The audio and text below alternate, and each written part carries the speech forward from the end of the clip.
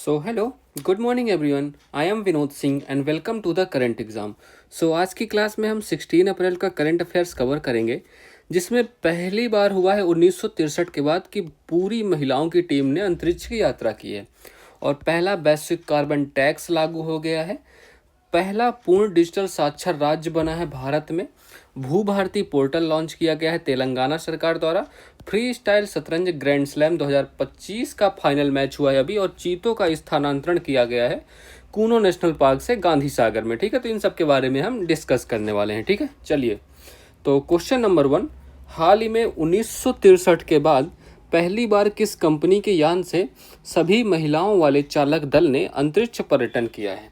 अब ये बताओ भाई, अभी आपने न्यूज़ में देखा होगा कि इंस्टाग्राम व्हाट्सअप कहीं भी देख लो, ये फ़ोटो वायरल हो रही है ना।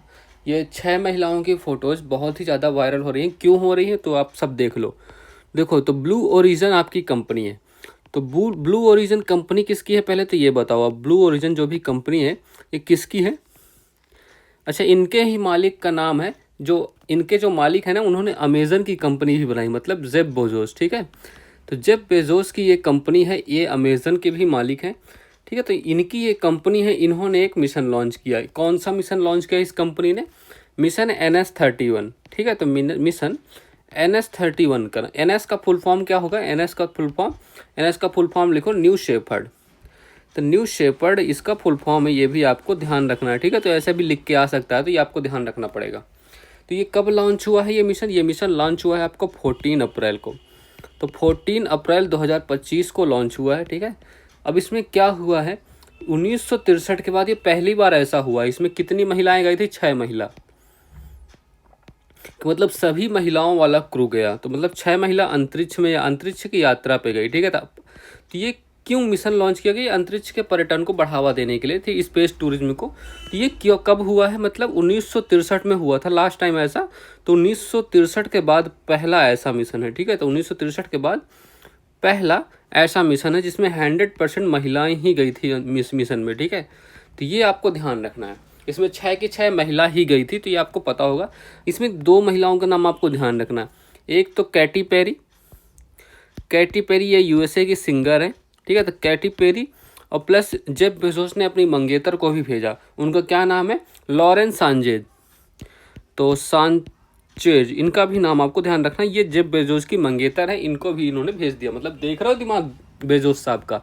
इन्होंने कभी तू भी जा घूम के आ, उधर ही रह जाइयो। ठीक है, तो ये इन कुछ 6 महिलाओं को आप इमेज में देख सकते हो।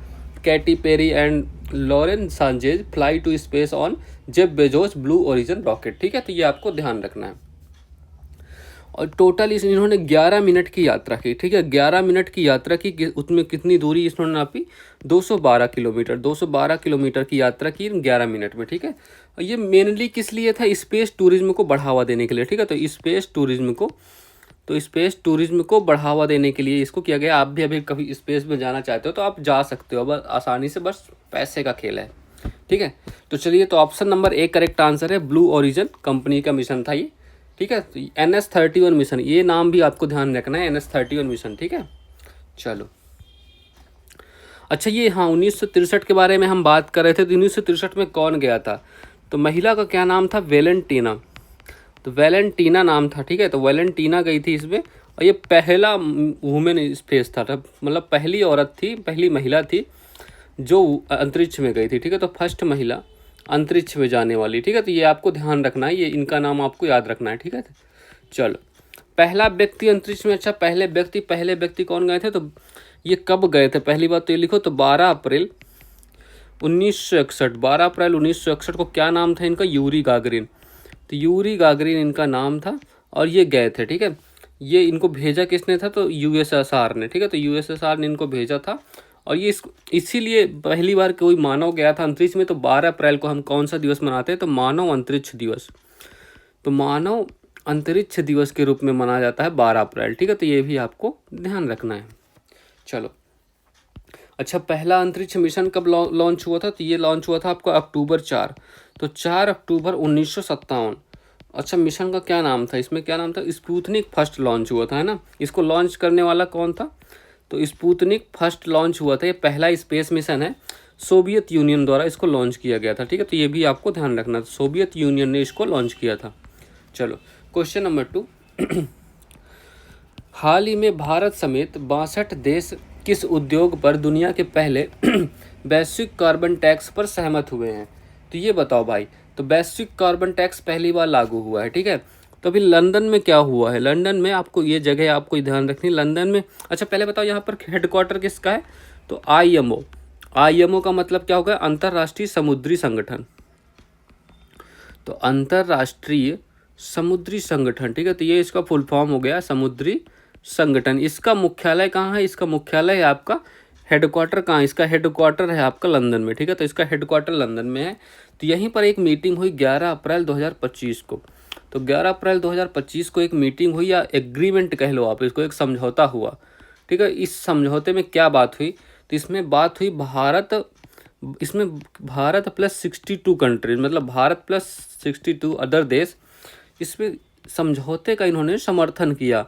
अब किस चीज़ का इन्होंने समर्थन किया? ठीक है, तो ये देखो, तो इसमें मेन क्या था? शिपिंग उद्योग पर। तो शिपिंग उद्योग जो आपका जहाज उद्योग है, तो शिपिंग उद्योग पर इन्होंने एक टैक्स लगाया। मैं भी समझाता हूँ कैसा पूरा सीन है इसका। तो शिपिंग उद्योग पर लगाए गए, ये विश्व का पहला कार्बन टैक्स है, विश्व का फर्स्ट कार्बन टैक्स में पहली बार कार्बन टैक्स लगाया जा रहा है। ठीक है, तो फर्स्ट बार पहला कार्बन टैक्स, इसका समर्थन किया इन लोगों ने। तो मतलब ये इतने देशों ने इस पर समर्थन किया। और ये लागू कब से होने वाला? तो ये लागू होगा आपका 2028 से। तो 2028 से लागू होने वाला। ठीक है, और किन मैक्सिमम का ये टैक्स जो लगने वाला है, बड़े जहाज़ों पर लगने वाला। ठीक है, तो बड़े जहाज़ों पर, तो बड़े जहाज़ों पर लगेगा जो लगभग कितना, 5000 टन प्लस सामान लेके चलेंगे। ठीक है, तो 5000 टन प्लस। ठीक है, तो ये भी आपको ध्यान रखना है, ये पता होना चाहिए। अच्छा, ये क्यों किया जा रहा है आपको? मेनली इसका क्या है मोटिव, क्या है? कार्बन उत्सर्जन कम करने के लिए, कार्बन उत्सर्जन कम करने के लिए। लेकिन आप अच्छा वेट, तो कार्बन उत्सर्जन डिक्रीज करने के लिए इसलिए इसको लागू किया जा रहा है। बट एक डाटा है कि ये जो शिपिंग उद्योग है ना, इस शिपिंग से कितना कार्बन उत्सर्जित होता है। तो ग्रीन हाउस गैस उत्सर्जन होता है। इसमें ग्रीन हाउस गैस उत्सर्जन में शिपिंग उद्योग का कितना पार्टिसिपेशन है? 3%। तो उत्सर्जन में 3% जो योगदान है केवल शिपिंग उद्योग से आता है। ठीक है, तो ये डाटा है आपका। इसको कम करने के लिए हमने ये कार्बन टैक्स लगाया है। ठीक है, चलो अब ये 2028 से लागू होगा। अब इसमें चार्जेस क्या लगने वाले हैं आपको, क्या पेनल्टी देनी पड़ेगी, वो भी यहीं पर लिख लो। देखो, प्रति टन CO2 पर, मतलब अगर 1 टन CO2 आप उत्सर्जित करते हो, प्रति टन CO2 उत्सर्जन पर, ठीक है, आपको 100 से $380 तक आपको पैसे भुगतान करना पड़ेगा। ठीक है, देखो इसमें प्रति टन CO2 उत्सर्जन पर 100 से $380 तक आपको पे करना पड़ेगा। ठीक है, और इसमें टारगेट कितना रखा गया है, मतलब कितना पैसा हमें कलेक्ट करना है? तो टारगेट रखा गया है 2030 तक। ठीक है, कि 2030 तक हमको लगभग $40 बिलियन, तो $40 बिलियन हमें कलेक्ट कर लेना है इस पैसे से। और इस पैसे से भी हम कार्बन को उत्सर्जन को आप मैनेज करने वाले हैं। ठीक है, तो ये आपको ध्यान रखना। तो ये option number B correct answer है। नौवहन उद्योग में विश्व का पहला कार्बन टैक्स पारित हुआ है। ठीक है, तो ये आपको ध्यान रखना है। चलो नेट जीरो कार्बन इमिशन में भारत का लक्ष्य कितना है? तो भारत ने कितना इसमें लक्ष्य रखा है? 2070 है भारत का लक्ष्य। ठीक है, तो कार्बन को जीरो करने के लिए 2070 लक्ष्य रखा गया भारत की तरफ से। भारत के वर्तमान में शिपिंग मिनिस्टर कौन है? तो शिपिंग मिनिस्टर है सर्बानंद सोनोवाल। ठीक है, तो सर्बानंद सोनोवाल जी भारत के शिपिंग मिनिस्टर हैं, तो इनका नाम आपको ध्यान रखना है। ठीक है, ग्रीन हाउस गैस उत्सर्जन कम करने के लिए कौन सा प्रोटोकॉल हुआ था? 1997 में ये प्रोटोकॉल हुआ था। इसका क्या नाम था? Kyoto protocol. ठीक है, क्योटो प्रोटोकॉल ये कहाँ है? अच्छा, क्योटो बताओ, क्योटो जगह कहाँ है आपको? क्योटो प्रोटोकॉल हुआ था ये। ठीक है, तो आपको ये बताना, ये होमवर्क है आपका। क्योटो नामक जगह कहाँ है? ये इसको हम COP थर्ड के नाम से भी जानते हैं। ठीक है, तो COP 3 के नाम से भी जाना जाता है क्योटो प्रोटोकॉल। चलो नेक्स्ट करते हैं। क्वेश्चन नंबर 3, देश का पहला पूर्ण डिजिटल साक्षर राज्य कौन बनने वाला है? ठीक है, देश का पहला पूर्ण डिजिटल साक्षर राज्य ये बनेगा आपका केरल। ठीक है, केरल में ये न्यूज आई है। और ये केरल क्या होगा, देश का पहला, देश में पहला बनेगा ऐसा, देश का पहला पूर्ण डिजिटल साक्षर राज्य। मतलब डिजिटल साक्षर का मतलब पता है ना आपको, तो पूर्ण डिजिटल, ठीक है, तो पूर्ण डिजिटल साक्षर राज्य, ठीक है। तो इसका मतलब हर व्यक्ति के हाथ में मोबाइल इंटरनेट की सुविधा होने वाली है। तो पूर्ण डिजिटल साक्षर राज्य कौन बन गया है, केरल बन गया है। बस इसको अभी प्रेसिडेंट अभी इसको डिक्लेयर करेगा, उतना बचा है, बट सब कुछ तैयारियां हो चुकी हैं। तो इसका मतलब है डिजिटल साक्षर राज्य का मतलब आप वीडियो कॉल कर सकते हो, इंटरनेट आप यूज कर सकते हो, इंटरनेट ठीक है, इंटरनेट यूज करके आप गवर्नमेंट स्कीम का पता लगा सकते हो, जो भी गवर्नमेंट स्कीम है, ठीक है, तो ये भी आपको पता लगा सकते हो। तो ये आपको ध्यान रखना। तो इसका मतलब ये होता है। तभी 2022 में क्या हुआ था ना केरल में, तो 2022 में एक इनिशिएटिव लॉन्च हुआ था, क्या नाम था उसका, डिजिटेरल। तो डिजी केरला नाम की ये इनिशिएटिव था, प्रोग्राम था, आप इसको जो भी कह लो। तो इस इनिशिएटिव ने इसके लिए बहुत ही हेल्प करी, ठीक है। तो ये डिजिटल साक्षर राज्य बनाने में बहुत ही बड़ा योगदान रहा है। अच्छा चलो, ये तो आपको केरल का पता हो गया। ये देखो इमेज देख लो, आप दादी फ़ोन यूज कर रही हैं, ये वीडियो कॉल पे लगी हुई हैं एलन मस्क के साथ, इनको भी अंतरिक्ष यात्रा करनी है, ठीक है। तो ये Kerala story of digital literacy, Kerala का पहला डिजिटल राज्य बनने वाला, डिजिटल साक्षर राज्य बनने वाला है। अच्छा, तो अब 2011 का आप सेंसस पता है आपको, ठीक है, 2011 का सेंसस तो आपको पता ही है। अच्छा ये बताओ, इसमें जनगणना आयुक्त कौन थे, जो जनगणना आयुक्त थे ये आपको बताना है। जनगणना आयुक्त का नाम बताओ और इसकी थीम क्या थी। और ये आपको तो पता होगा, 15वें नंबर की जनगणना थी। जनगणना आयुक्त और इसकी थीम, ये दोनों आपके लिए होमवर्क हैं, ठीक है, ये दोनों आपको क्वेश्चन कमेंट बॉक्स में बताने हैं। तो इसमें साक्षरता किसकी सबसे ज़्यादा थी, तो साक्षरता पे टॉप पे कौन था, साक्षरता मैक्सिमम कहाँ थी, तो मैक्सिमम थी केरल में, और मिनिमम कहाँ थी, मिनिमम थी आपकी बिहार में। तो ये भी आपको ध्यान रखना है, ठीक है। चलो, तो option number A correct answer है। देश का पहला डिजिटल साक्षर राज्य कौन बनने वाला है, केरल, ठीक है। चलो, हाल ही में स्टार्टअप क्यूएनयू लैब्स ने दुनिया का पहला क्वांटम आधारित प्लेटफॉर्म क्यू शील्ड कहाँ लॉन्च किया है। देखो, तो लॉन्च करने वाला कौन हो गया है, तो लॉन्च करने वाला हो गया है क्यूएनयू, ठीक है, क्यूएनयू लैब, ठीक है। तो इस लैब ने लॉन्च किया है, कहाँ लॉन्च किया है, भारत में लॉन्च किया गया है, ठीक है। तो ये आपको ध्यान रखना। अभी हाल ही में 14 अप्रैल के दिन इसको लॉन्च किया गया है, क्योंकि 14 अप्रैल को कौन सा दिवस होता है, तो वर्ल्ड क्वांटम डे के रूप में मनाया जाता है 14 अप्रैल, ठीक है। तो वर्ल्ड क्वांटम डे, तो वर्ल्ड क्वांटम डे के रूप में कौन सा, 14 अप्रैल मनाया जाता है। तो इसी दिन इसको लॉन्च किया गया। आबर्नडेल तीरंदाजी विश्व कप 2025 के पहले चरण में भारत ने कितने पदक जीते हैं, ठीक है। अभी हाल ही में इसका पहला चरण समाप्त हो गया, तो ये कहाँ हो रहा था, फ्लोरिडा में। तो फ्लोरिडा यूएसए में हो रहा था ये, ठीक है। तो ये आपका जो विश्व कप है, वर्ल्ड कप आपका कहाँ हो रहा था, यूएसए फ्लोरिडा में हो रहा था। इसमें भारत ने कितने पदक जीते हैं, तो भारत ने इसमें टोटल 4 पदक जीते हैं, ठीक है, 4 पदक जीते हैं भारत ने। और 4th ही रैंक है भारत की, 4th रैंक भी है, 4th पदक भी है। और 4 मतलब 1 गोल्ड है, 1 सिल्वर है, प्लस 2 ब्रॉन्ज है, ठीक है। अब ये 1 गोल्ड किसने जीता, ये गोल्ड जीतने वाला कौन है तो 2 लोगों को मिला है ये गोल्ड, एक ज्योति सुरेखा, ठीक है, ज्योति सुरेखा, तो ज्योति सुरेखा हो गई, और दूसरा कौन है, दूसरा है आपका ऋषभ यादव, ठीक है। तो ऋषभ यादव, इन दोनों को ये गोल्ड मेडल मिला है, ठीक है। तो ये आपको ध्यान रखना है। चलो, क्वेश्चन नंबर 4, हाल ही में भूमि सुरक्षा और पारदर्शिता सुनिश्चित करने के लिए भू भारती पोर्टल किसने लॉन्च किया है। देखो, तेलंगाना सरकार हमेशा ही न्यूज़ में रहती है, ठीक है। तो भू भारती पोर्टल, इसको लॉन्च करने वाला कौन हो गया, तो देखो भू भारती पोर्टल, चलो लिखो इसके बारे में। तो भू भारती पोर्टल ये है क्या, इसका क्या यूज होने वाला है, ये किसको रिप्लेस करने वाला, सब कुछ जानेंगे हम। तो इसको कहाँ, तेलंगाना गवर्नमेंट ने लॉन्च की है, ठीक है, तेलंगाना ने लॉन्च किया है।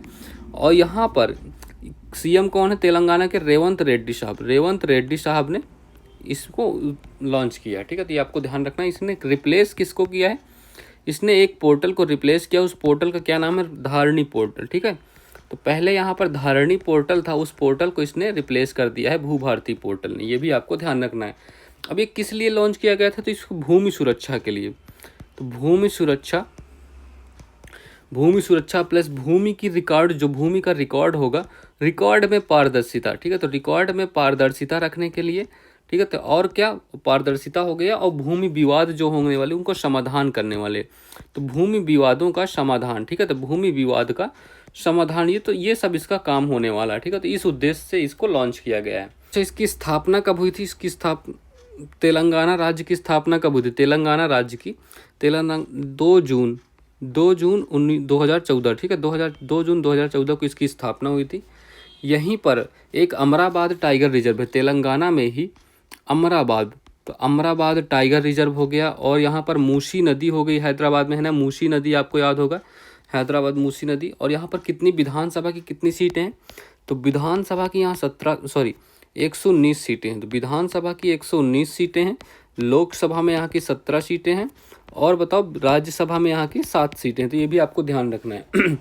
अच्छा, ऑपरेशन पोलो हुआ था हैदराबाद के लिए, है ना, 1948 में ऑपरेशन पोलो, ये भी आपको ध्यान रखना। ऑपरेशन पोलो के इसको आज़ाद करा गया था, ठीक है, ये भी आपको ध्यान रखना, ठीक है। इसको मिलाया गया था। और क्या क्या जान सकते हो आप तेलंगाना के बारे में, ठीक है, इतना काफ़ी। अच्छा हाँ, अभी एक यहाँ पर तेलंगाना में निजामाबाद मैंने करंट अफेयर्स में कराया था आपका। तो निजामाबाद में किस बोर्ड की स्थापना हुई है? तो निजामाबाद में हल्दी बोर्ड की स्थापना हुई है। तो ये भी आपको ध्यान रखना है, ठीक है। तो हल्दी बोर्ड की स्थापना यहीं पर हुई थी। चलो, हाल ही में प्रधानमंत्री नरेंद्र मोदी ने किस राज्य में दीनबंधु छोटू राम पावर प्लांट की तीसरी इकाई की शिलान्यास किया है? ठीक है, तो ये हुआ है हरियाणा में। हरियाणा में भी कहाँ? यमुनानगर में, ठीक है। तो यमुनानगर हरियाणा में इसकी शिलान्यास किया है प्रधानमंत्री मोदी ने। कितनी क्षमता है इसकी? इसकी क्षमता है 800 मेगावाट। तो 800 मेगावाट की क्षमता है, ठीक है। तो ये आपको पता हो गया। अब यहीं पर अब प्रधानमंत्री मोदी साहब यहाँ गए थे, तो यमुनानगर में एक जगह है मुकारबपुर, क्या क्या नाम है उसका? मुकारबपुर, ठीक है। तो मुकारबपुर में यहाँ पर प्रधानमंत्री मोदी ने संपीड़ित बायोगैस संयंत्र स्थापित किया है, ठीक है। तो संपीड़ित बायोगैस संयंत्र, ठीक है। तो संपीड़ित बायोगैस संयंत्र यहीं पर स्थापित किया गया है। तो ये भी आपको ध्यान रखना है। भूमि सुधार संविधान में कब जोड़ा गया? अच्छा, तो ये देखो, पहला कॉन्स्टिट्यूशनल अमेंडमेंट एक्ट था, ठीक है, फर्स्ट संविधान संशोधन था, ठीक है। तो ये आपको ध्यान रखना, फर्स्ट कॉन्स्टिट्यूशनल अमेंडमेंट एक्ट था, तो ये आपको ध्यान रखना है। और ये किस में जोड़ा गया था, कब हुआ था? तो 1951 में हुआ गया था, और इसके द्वारा हमने अनुसूची 9 जोड़ी थी भारतीय संविधान में, ठीक है। ये आपको ध्यान रखना है। अच्छा, लेकिन ये जो अभी हमारी वर्तमान संसद है उसके द्वारा नहीं जोड़ी गई, जो आपकी संविधान सभा थी, या आप अंतरिम संसद कह सकते हो, तो अंतरिम संसद जो कह सकते हो, उसके द्वारा ये संशोधन हुआ था, ठीक है।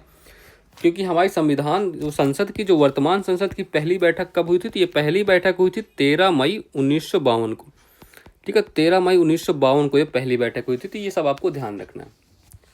क्वेश्चन नंबर 5, हाल ही में फ्री स्टाइल शतरंज ग्रैंड स्लैम 2025 का खिताब किसने जीता है? तो ये बताओ। तो अभी हाल ही में क्या हुआ है? Free style chess grand slam, ठीक है। फ्री स्टाइल चेस का ग्रैंड स्लैम है। तो ये कहाँ हुआ है बताओ? ग्रैंड स्लैम 2025 वाला, ठीक है। तो ये इसको कहाँ आयोजित किया गया? होस्ट क्या है? होस्ट है इसका आपका पेरिस, फ्रांस में। तो होस्ट है आपका पेरिस, फ्रांस में। इसमें जीतने वाला कौन हो गया है? तो जीतने वाले आपके इमेज में देख सकते हो। तो इमेज में देखो, मैग्नस कार्लसन, ठीक है। तो ये नॉर्वे के रहने वाले हैं। तो विजेता का नाम लिखो। तो विजेता आपके कौन है? इसमें विजेता हो गए हैं मैग्नस कार्लसन, ठीक है। तो मैग्नस कार्लसन, इनका नाम आपको ध्यान रखना है free style chess grand slam के लिए, ठीक है। तो ये कहाँ के रहने वाले हैं? नॉर्वे के रहने वाले हैं। और उप विजेता कौन है? उप विजेता का नाम भी इसमें इंपॉर्टेंट है। तो उप विजेता का नाम भी आप इसमें लिख लो, ठीक है। तो उप विजेता का नाम क्या है? उप विजेता का नाम है हिकारू नाकामुरा। तो हिकारू नाकामुरा, ये कहाँ के हैं? ये आपके यूएसए के हैं। तो इनका भी नाम आपको ध्यान रखना है, बस हो गया। वैसे मैग्नस कार्लसन का नाम ज़्यादा इंपॉर्टेंट है, तो ये आपके लिए ज़्यादा महत्वपूर्ण होना चाहिए। अच्छा, इसमें 5वें नंबर पर कौन है? तो अर्जुन एरिगेसी, ये भी शतरंज के प्लेयर हैं। ये भी आपको ध्यान रखना, ये प्लेयर है। आप रैंक याद रहो ना रखो, पर ये याद रखना। तो अर्जुन एरिगेसी ये शतरंज के प्लेयर हैं, ठीक है। तो अर्जुन एरिगेसी, ठीक है। तो ये भी आपको इनका शतरंज के लिए इनका नाम याद रखिएगा, बस हो गया। चलो, तो ऑप्शन नंबर कौन सा? बी करेक्ट आंसर है, मैग्नस कार्लसन, ठीक है। अच्छा, ये बताओ, शतरंज का वर्ल्ड कप हुआ था, उसके विजेता कौन थे? शतरंज वर्ल्ड कप के विजेता कौन थे और उन्होंने किसको हराया था? शतरंज वर्ल्ड कप जो हुआ था, तो इसमें जीतने वाला कौन था? डी गुकेश थे। तो डी गुकेश जीतने वाले थे। इन्होंने किसको हराया था? इन्होंने हराया था किसको बताओ? डिंग लेरेन को। तो डिंग लीरेन को इन्होंने हराया था। तो ये आपको ध्यान रखना, ठीक है। तो ये भी आपके लिए इंपॉर्टेंट क्वेश्चन है इस साल के लिए। चलो ये देखो इनको पहला स्थान मिला, इनको सेकंड प्राइज मिला, इनको थर्ड प्राइज मिला, ठीक है। ये मैग्नस कार्लसन साहब कितने खुश हैं अपनी महिला मित्र के साथ। चलो खेलो इंडिया यूथ गेम्स 2025, अभी इसमें एक नया पॉइंट ऐड हुआ है, इसलिए मैंने ये क्वेश्चन यहाँ पे ऐड किया है। ये कब होने वाला है? मई 2025 में होने वाले हैं। कहाँ होने वाले हैं? ये बिहार में होने वाले हैं ना, तो बिहार में होने वाले हैं। लेकिन एक बात आप इसको ध्यान रखना, अभी हाल ही में इसका शुभंकर लॉन्च हो गया है। इसका शुभंकर लॉन्च हुआ। शुभंकर क्या है? गज सिंह, मतलब गज सिंह, गज का मतलब हाथी होता है, तो हाथी की तरह आपकी ताकत हो और सिंह की तरह आपका दिल हो, मतलब सिंह मतलब शेर की तरह आपका दिल, तो हाथी वाली ताकत और शेर दिल इंसान। शतरंज ओलंपियाड, अच्छा शतरंज ओलंपियाड इसका कहाँ होस्ट कहा था? होस्ट था आपका हंगरी, बुडापेस्ट हंगरी, है ना। तो बुडापेस्ट हंगरी में इसका होस्ट था। इसमें जीतने वाला कौन है? तो इसमें मेल और फीमेल दोनों कैटेगरी में, तो मेल प्लस फीमेल दोनों कैटेगरी में कौन जीत गया? भारत जीत गया, ठीक है। तो ये आपको ध्यान रखना है। हाल ही में हैदराबाद में एआईजी हॉस्पिटल्स के चेयरमैन डॉक्टर नागेश्वर रेड्डी को लीजेंड्स ऑफ एंडोस्कोपी पुरस्कार से कहाँ सम्मानित किया गया है? तो ये सम्मानित किया गया है इनको टोक्यो में। टोक्यो कहाँ की राजधानी है? जापान की राजधानी है। और टोक्यो किस द्वीप में स्थित है? तो ये होन्शु द्वीप में स्थित है। तो ये भी आपको ध्यान रखना है, ठीक है। क्वेश्चन नंबर 6, हाल ही में चीता परियोजना संचालन समिति ने कूनो पार्क से कहाँ चीतों की स्थानांतरण की मंजूरी दी है? देखो अभी क्या हुआ है, कौन सा समिति है? चीता परिसंचालन, तो चीता परियोजना संचालन समिति, ये समिति है। अच्छा इस समिति की स्थापना कब हुई थी आपको पता है? किसने की थी ये भी बताओ।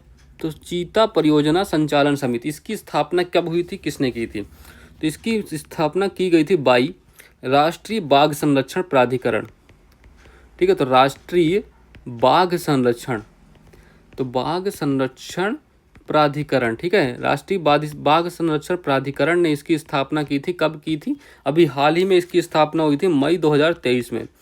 तो मई 2023 में इसकी स्थापना हुई थी। इसको हम शॉर्ट में एनटीसीए भी कहते हैं, ठीक है। तो ये भी आपको ध्यान रखना, राष्ट्रीय बाघ संरक्षण प्राधिकरण द्वारा इसकी स्थापना हुई थी मई 2023 में। तो अभी इसने क्या किया है कि कूनो नेशनल पार्क आपको पता है ये कहाँ है? कूनो नेशनल पार्क जो आपका है मध्य प्रदेश में है ना, तो मध्य प्रदेश में है। यहाँ से चीतों का स्थानांतरण हो रहा है कहाँ? गांधी सागर, तो गांधी सागर वन्य जीव अभ्यारण्य, ठीक है। तो गांधी सागर वन्य जीव अभ्यारण्य में इनका स्थानांतरण हो रहा है। अब कितना हो रहा है ये अभी डिसाइड नहीं हुआ, बट इनके बीच की दूरी कितनी? 300 किलोमीटर है। ये भी कहाँ है आपका? ये भी एमपी में ही है, ठीक है। तो ये भी आपको इतना पता ही है। यहीं पर यहाँ से चंबल नदी होके निकलती है, ठीक है। चंबल नदी यहीं गांधी सागर से होके गुजरती है, तो ये आपको पता होगा। अब क्यों किया जा रहा है ऐसा, मतलब ऐसा क्या अन पड़ी भाई कि मतलब ऐसा करना पड़ रहा है? क्योंकि कूनो नेशनल पार्क में क्या समस्या है ना, कूनो नेशनल पार्क में समस्या है यहाँ तेंदुओं से संघर्ष करना पड़ता है चीतों को। तो तेंदुओं से संघर्ष बहुत ज़्यादा बढ़ गया है, ठीक है। तेंदुओं से संघर्ष होता है और क्या, और यहाँ शिकार की उपलब्धता जो गांधी सागर में है, यहाँ शिकार की उपलब्धता मतलब इनको खाने के लिए आसानी होगी, ठीक है। तो उपलब्धता, तो ये आपको ध्यान रखना, ठीक है। तो ये आपको इतनी दोनों बातें ध्यान रखना है। ये कूनो नेशनल पार्क से गांधी सागर वन्य जीव अभ्यारण्य में ट्रांसफर किया जा रहा है चीतों को। तो option number A correct answer है। अच्छा रणथंभौर कहाँ है? रणथंभौर आपका राजस्थान। दुधवा नेशनल पार्क ये कहाँ? यूपी में है आपका, है ना। चलो अच्छा ये कुछ और नेशनल पार्क है, इनको बताओ ये कहाँ है, ठीक है। अच्छा ये जो चीता है ना, इन चीतों को आयुसीएन ने किस लिस्ट में रखा है? चीता को आयुसीएन की रेड लिस्ट में कौन सा स्थान मिला है? आयुसीएन के रेड लिस्ट में, रेड डाटा बुक जो होती है ना, रेड लिस्ट में इनको संकटग्रस्त प्रजाति बताया गया है, संकटग्रस्त प्रजाति बताया गया। तो ये भी आपको ध्यान रखना है। चलो तो बांदीपुर नेशनल पार्क कहाँ स्थित है? बांदीपुर नेशनल पार्क बताओ भाई। तो ये आपका स्थित है कर्नाटक में। इसकी स्थापना कब हुई थी? इसकी स्थापना हुई थी 1974 में। पेंच नेशनल पार्क ये कहाँ है? ये आपका एमपी में है, 1975 में इसकी स्थापना हुई थी। काबुल लामजाओ नेशनल पार्क ये आपका मणिपुर में एकमात्र तैरता है ना, तैरता हुआ राष्ट्रीय उद्यान है मणिपुर में, ठीक है। तो मणिपुर में इसकी स्थापना कब हुई थी? 1977 में। सिमलीपाल नेशनल पार्क ये बहुत ही ज़्यादा न्यूज में रहता है। इसकी स्थापना कब हुई थी? 1980 में इसकी स्थापना हुई थी और ये है कहाँ? उड़ीसा में, ठीक है। दाचिंगम नेशनल पार्क ये कहाँ? ये तो आपका जम्मू कश्मीर है, ये तो आपको पता होगा। है ना। 1981 में इसकी स्थापना हुई थी। अच्छा, यहीं पर जम्मू कश्मीर में एक हेमिस नेशनल पार्क भी है, तो हेमिस नेशनल पार्क भी जम्मू कश्मीर में ही, ये भी आपको ध्यान रखना है। कांगेर वैली नेशनल पार्क ये कहाँ है आपका, तो कांगेर वैली ये आपका छत्तीसगढ़ में है, इसकी स्थापना हुई थी 1982 में। तो ये कुछ नेशनल पार्क भी आपको ध्यान रखने हैं, ठीक है। चलो, so that's all for this class. Please यार तुम लोग लाइक कर देना, शेयर करना और सब्सक्राइब करना मत भूलना, ठीक है। इतना तो कर ही सकते हो। So all the best for your all exams, have a good day and thank you every.